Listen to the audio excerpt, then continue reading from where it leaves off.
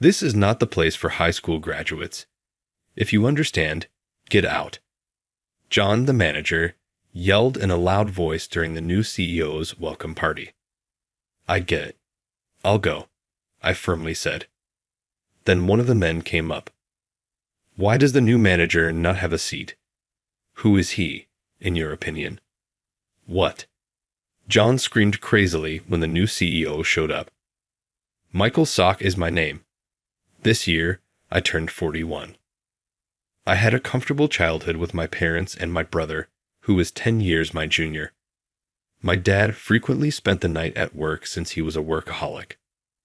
But as a child, I must have puzzled when I saw Father cheerfully leave for work. What do you do for a living? I asked my dad in passing one day. Well, I deliver exciting products to everyone. Fantastic. Dad, I aspire to be just like you. When I was younger, I recall having these kinds of discussions with my father. I looked up to him.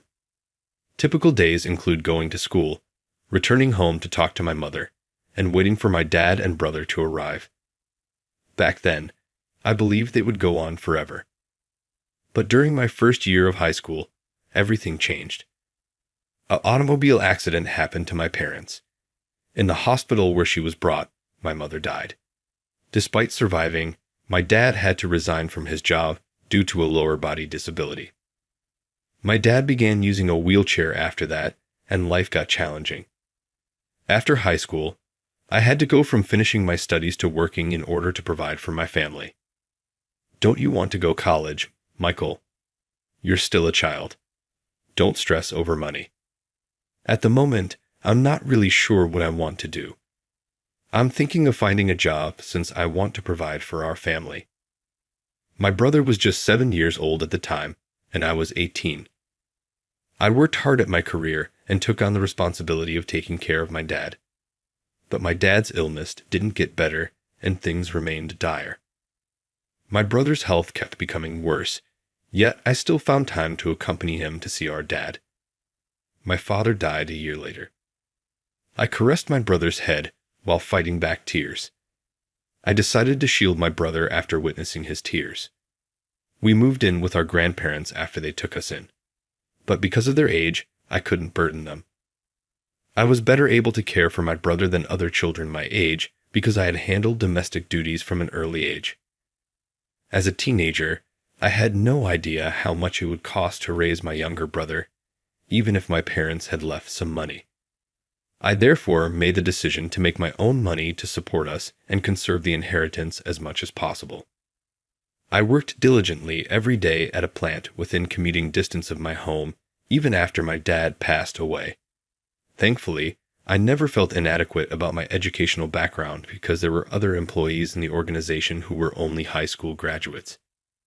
Despite my initial lack of knowledge, my coworkers graciously taught me the job and looked after us without parents. I eventually developed the ability to manage the task alone.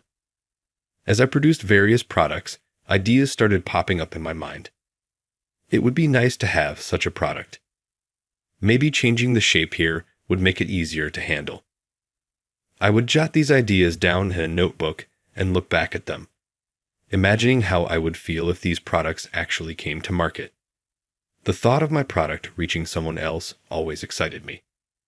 It was only after I started manufacturing that I truly understood how my father felt.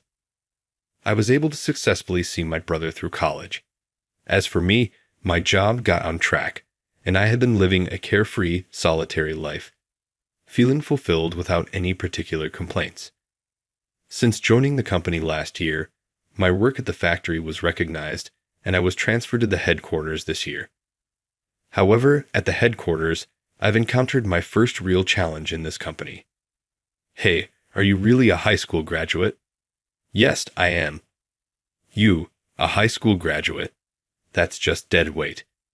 What the heck was upper management thinking? What the? Well, I'll work hard. Yeah, whatever. Just don't get in our way, okay. Right after arriving at the headquarters, I felt uneasy due to John's dismissive attitude. One afternoon, as I was getting accustomed to the work, I heard a snide voice while facing my computer as usual. "Hey, Alex, haven't you finished the test I gave you yet? Hurry up and get it done." When I looked up, John was peering over the desk of Alex, a colleague, with a huge sigh. Alex, 10 years younger than me, was my superior. He took the responsibility of training me. Despite the awkwardness of being the older subordinate, Alex talked to me in a friendly manner. Thanks to him, I was able to fit into the department, and because he was the same age as my brother, I felt particularly concerned for him. "But you were the one who suddenly dumped this task on me. Plus, this isn't even my responsibility." John snorted in disdain at Alex's displeasure. The other employees seemed to sympathize with Alex. I watched as John, seemingly displeased with Alex's response, frowned and slapped his desk. "What? You can't handle such a simple task. Typical of a college dropout. Useless. Pa, I made a mistake by relying on you for this job." Alex looked puzzled by John's mocking tone. The others were also glancing at them, and I was nervous about the tense atmosphere. Although Alex did not graduate from college and join this company, to me, just entering college is an achievement. But for someone who values academic success like John, it seems to be a reason for scorn. The bad vibe between them was getting worse. The other employees were concerned but remained silent, knowing that speaking up could draw John's ire. I was one of them, wondering what to do. Yes, the recent cause of my worry has been none other than John. He graduated from a prestigious national university and is proud of his own grades. Moreover, it seems he is the son of an executive and made rapid career advancements thanks to that. However, while he seems convinced of his own talent, he looks down on others. He clearly flatters those with educational backgrounds equal to or higher than his own. Conversely, he adopts a haughty attitude towards those of us with lower educational qualifications. I hadn't heard good things about him while working in the factory, but meeting John in person was worse than I imagined. "John, I just finished my task, so I can help Alex with his work." Unable to bear the hostile atmosphere in the department, I deliberately tried to change the mood by stepping in between John and Alex. However, John frowned even more, displeased at my intervention. "Ta.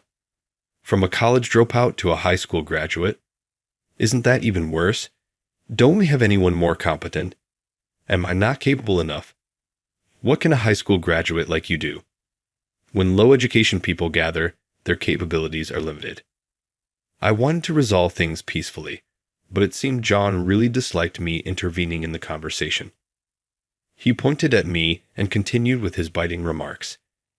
He turned his annoying gaze toward me while twisting his face. The problem with John is his high educational background, which gives him considerable confidence in his own credentials. It would have been fine if it stopped there, but it seems John does not want to acknowledge those with lesser academic qualifications. Ignoring anything I say, he assigns unreasonable tasks to employees with lower education or speaks to them confrontationally as he pleases. Of course, being a high school graduate, I was no exception. From the day I joined, it seemed John had decided my rank in his mind upon learning I was a high school graduate. "Alex, just hurry up and finish your work. Michael, you don't have to do anything. There's no job here for someone at the bottom of the ladder in both position and education." While heading back to my desk, John muttered this loud enough for me to hear. I almost sighed but held it back, pretending not to hear. I had to focus on my work, or the anger towards John would overwhelm me. Sure, I'm a high school graduate, but John was the first to mock me so openly about it in this company. Since my time in the factory, there has been no distinction based on educational background. We are evaluated on our work and attitude. That's why I was able to be promoted. It's the company's policy. Other employees were also perplexed by John's academic elitism. However, that was only at the beginning. Recently, they have gotten used to his attitude. Engaging with it is just a waste of time. However, the problem is that John behaves the same way towards other employees. I wasn't complex about my education, but some employees, including Alex, were concerned about theirs. I haven't heard the details, but it seems Alex couldn't go to the university he wanted. Every time John mentioned educational background, Alex seemed to get depressed. Thus, many employees found it difficult to work or felt mentally drained due to John's remarks. That day, Alex seemed truly lost, ridiculed again for his education. When I invited him to lunch during the break, as expected, Alex looked disheartened. Alex is a straightforward and eager young man. His serious nature seems to cause him such distress. Everyone knows how hard you work, Alex. I might not be much help, but I can at least listen. You can count on me anytime. Michael, just hearing that from you is a big support. Thank you so much. Even though he thanked me cheerfully, seeing Alex's drooping figure pained me. He's always hardworking and considerate, clearly a good person. It would be such a waste for someone like him to be ruined by John. John can be confident in his education. He probably worked hard in ways I can't imagine in university and elsewhere. However, I wish he would stop undermining other employees. I could somewhat understand if he ridiculed people like me, who are not very invested in our educational background. But it was utterly unacceptable to belittle the lives of hardworking individuals like Alex by using education as a fault. I clenched my jaw, thinking something must be done about John. Then one day, it was announced that the current president would retire and his son would take over as the new president. To commemorate the inauguration, a new product was to be created and presented at the inauguration party. The change of president was only the second time in the company's history, and the entire office was abuzz with excitement over this major event. The former president, now the chairman, was also going to attend the party, making the senior management more enthusiastic than usual. We were informed at a morning meeting that the new product ideas would be solicited from within the company. The selection would be made through a presentation in front of the executives, with the best idea being awarded and actually produced. The winning employee would receive personal recognition from the new president. My product could actually hit the shelves, something I had never even dreamed of while working in the factory. I felt a step closer to that dream. If I were selected for this event, my career advancement would certainly be fast-tracked. I was greatly excited by such a generous initiative. As I was pondering various ideas in my head, Alex, from the next desk, spoke to me. Michael, are you going to apply for the new product selection mentioned in the morning meeting? I'm not sure. Newbies like me would probably get laughed at if we apply. I vaguely responded in front of other employees. Truthfully, I was eager to participate, but I lacked confidence in my product ideas. Could someone like me really take part in such a major company event? Such negative thoughts dominated my mind. Hearing my response, Alex leaned in eagerly. You absolutely should apply, Michael. Alex passionately argued that he originally joined the company out of love for our products and a desire to be involved in product development. He was a man with a passion for the company above most. Alex's encouragement probably stemmed from having seen my notebook full of ideas. Indeed, this event was a great opportunity. I was grateful just to be working at headquarters, and now I had such a chance. My desire to take on the challenge was mixed with hesitation to take the first step. Perhaps sensing my internal struggle, Alex took my hand and pushed me forward. You should definitely try. And please, let me help if you do. Alex's eyes were full of determination. Nobody can come up with dream-filled products like you, Michael. Have more confidence. Let's create something exciting together. Alex's words struck a chord with me. That's right. I remembered my father's words. For years, I worked tirelessly for my family and brother. I didn't hate it, nor did I regret it. But in doing so, my desire to create products that excite people, like my father had been buried deep inside me. Alex's passion surprised and awakened me. Thanks, Alex. I'll apply. That's when I decided to submit my application for the event. Please let me help too. Given the event's significance, many employees were preparing their own submissions. In this context, Alex's genuine desire to contribute to the company was admirable. It was clear he sincerely wanted to support me. Really? How about we propose it together then? I asked. I'm fine with just helping you. I want to support you with all my strength, Alex said, shaking his head at my suggestion. This submission would be mine alone. He wasn't offering help to claim any credit. He truly wanted to back me up. Moved by Alex's earnestness, I felt even more motivated. Thank you. I'll give it my best shot. Alex's eyes sparkled as he extended his hand. Yes, Michael. Let's give it our all together. And so, Alex and I decided to apply for the event.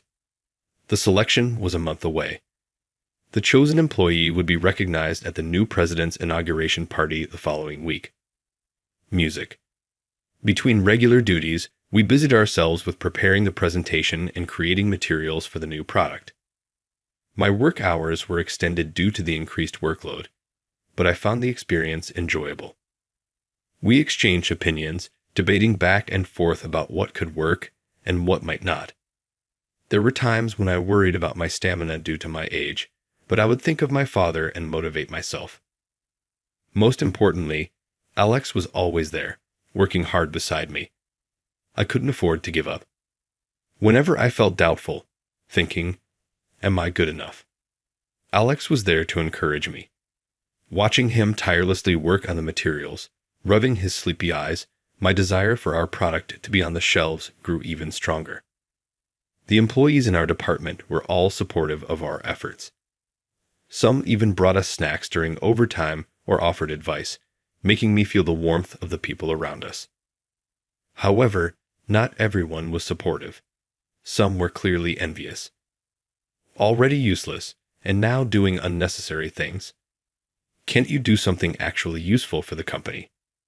John seemed displeased with Alex and me participating in the event, frequently showering us with sarcasm.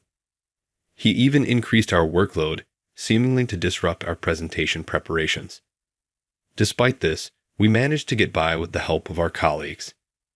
Though it was outrageous to have a superior obstructing a subordinate's work, regardless of what John did, the enthusiasm Alex and I shared didn't wane. If anything, it fueled our desire to prove him wrong. On the night before the presentation, we were working late. Here's some coffee for you. Good luck tomorrow, President Ken. Thank you. I'm not the president anymore. I'm the chairman now. But you're applying too, right? Yes, I plan to. Well, do your best.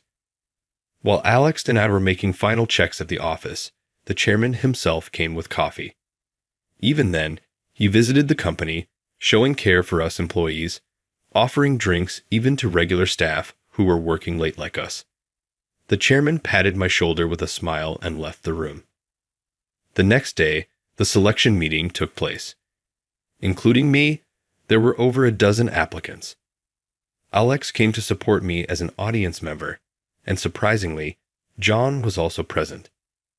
Feeling a bit nervous under everyone's gaze, I managed to speak confidently without mistakes. The idea notebook I had filled during my factory days was now being shared with others, a profoundly satisfying moment. I was able to convey the full potential of my product to the judges, completing the presentation satisfactorily. But I wasn't the only one who had worked hard. All the employees showed great passion for their projects, making the selection lively and educational. I found myself captivated by the other presenters' products. Finally, the moment of the results announcement arrived. The product to be commercialized is the one designed by Michael. Suddenly, my name was called. For a moment, I was bewildered. Hearing the cheers around me, reality slowly sank in. My product was going to be on the shelves. Tears naturally flowed as I realized the result of all my efforts. Michael, congratulations. We did it. Thank you. It's all thanks to you, Alex. Overwhelmed with joy, I rushed to Alex after the announcement, and we shared a heartfelt embrace. Alex must have been incredibly happy as well. Tears shimmered lightly in her eyes from the joy. Then, an unpleasant voice cut through the warm atmosphere from behind. Poof. Just got lucky, didn't you? Means nothing if it doesn't sell. Turning around at John's cold voice, we found him with a dissatisfied expression. His voice, dripping with disdain for our efforts, made my brow furrow. Normally, I would let it slide, but the emotions of the moment made it impossible to ignore. Feeling as though our hard work was being negated, I was irate. What did he think of our efforts? What had we ever done to him? Reaching my limit, I faced John and spoke calmly. Perhaps you should have applied, John. This is something Alex and I earned through our abilities, not luck. Seemingly not expecting a retort from me, John was momentarily taken aback by my assertiveness. It made sense. After all, I had never challenged him before. Fearing the deterioration of our relationship, I had always tried to avoid unnecessary conflicts by complying with his demands as much as possible. But this was something I couldn't let go. John quickly regained his composure, clicking his tongue in annoyance. It doesn't matter if it gets commercialized. It's pointless if it doesn't sell. Hope it doesn't end up a disaster. He left a parting shot and hastily retreated. Thank you for standing up, Michael. It's really infuriating. I won't forgive him, and there's no way your product won't sell. I guarantee it. Thanks, Alex. After John left, Alex cried and spoke up. It felt like a dampener on our celebratory day. It was unfair for the day to end on such a sour note. Just as I was about to suggest we go out for a drink to lift our spirits, I heard a voice. Excuse me. The office door opened with a click. Turning around, I saw the chairman. After scanning the room, he looked at me. Michael, congratulations today. Do you have a moment? A week after the presentation, along with the new president's inauguration party, a significant ripple was announced. Of course, our department was also affected by the personnel changes. Relations with John had been at their worst since the day of my rebuttal. He seemed particularly offended by my defiance. John began to mock my education more than ever. On top of his usual sarcasm, he escalated his harassment by increasing my workload. I was honestly troubled. I hoped that personnel changes would somehow improve the situation with John. With these thoughts, I headed to the office as usual and then dressed up for the party. Each department had designated seating, and the new president's speech was scheduled to begin shortly. I had to step away from my seat for a while due to preparations for the new product announcement. Returning to my seat, I noticed an unsettled atmosphere among my colleagues. Michael, I'm so sorry. I wasn't watching, and this happened. Alex, along with other employees, looked anxiously in my direction. Curious, I looked toward my seat and realized my place was the only one without any food prepared. Confused by the situation, I noticed John returning with a sneering smile, holding what appeared to be an empty plate where food once was.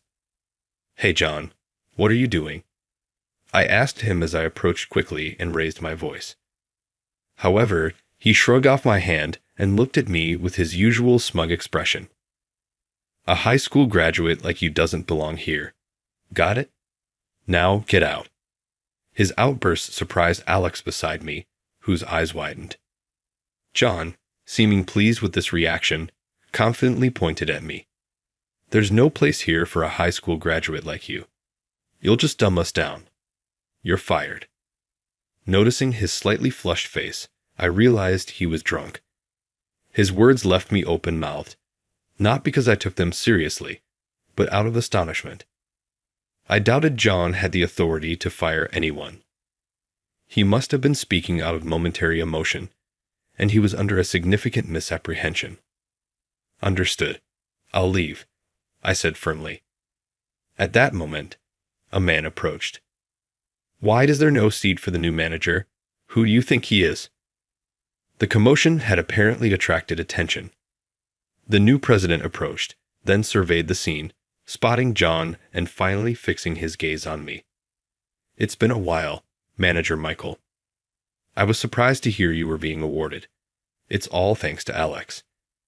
John was visibly flustered upon seeing us talking amicably. "President, but Michael is just a low level."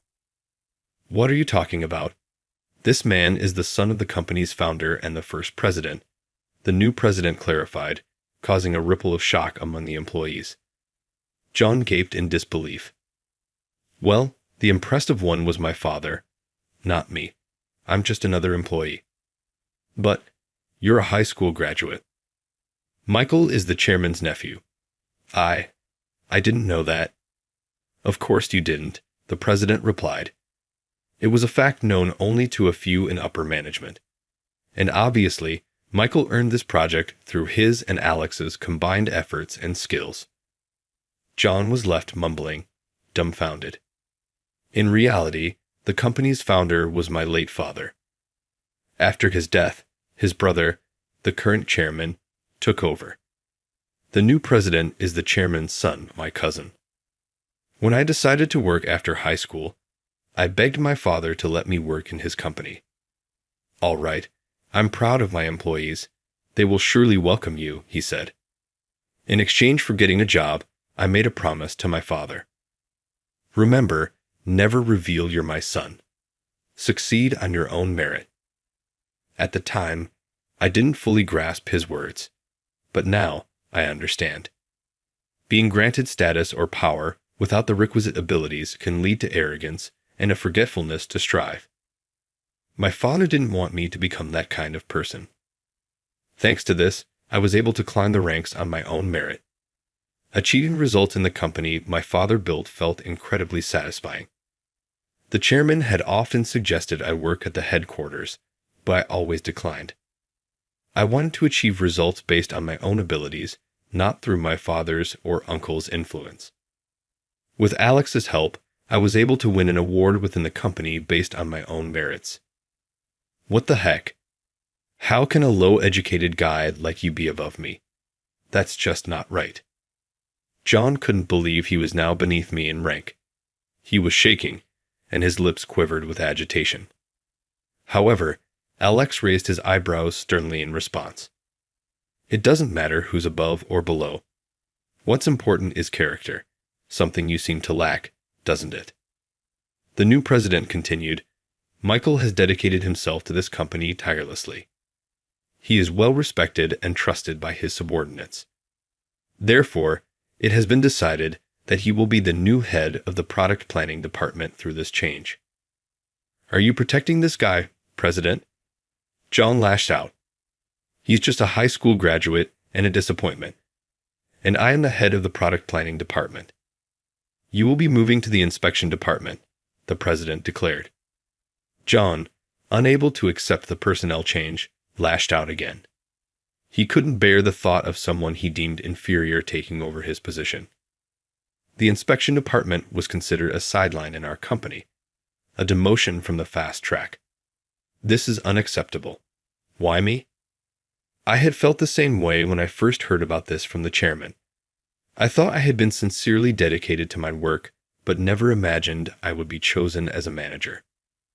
While I remained silent, the chairman approached and stood in front of John. "It's because I advised my son to do so. Do you have a problem with that?" The chairman said as he stood beside the new president. "Michael is my nephew, but unlike you, who abused parental power to oppress others, he achieved this through his own efforts." As the chairman spoke, John's face turned red with trembling, while Alex turned to me and showed a thankful expression on his face. "No matter what, I intend to follow you, Manager Michael."